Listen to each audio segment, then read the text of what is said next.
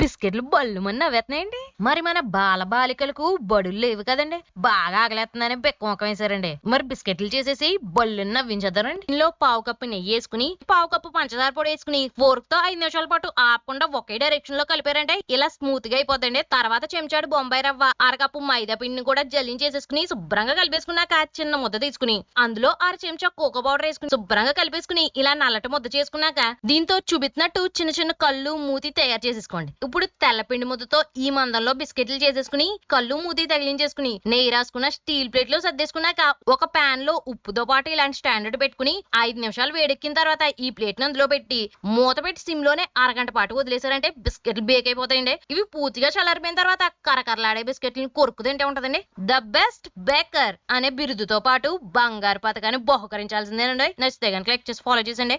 మీకు ఇంకేమేమి వంటకాలు కావాలో కామెంట్ సెక్షన్ లో అడిగండి. మరి మన యూట్యూబ్ ఛానల్ కూడా కొంచెం సపోర్ట్ చేసి సబ్స్క్రైబ్ చేసుకోండి.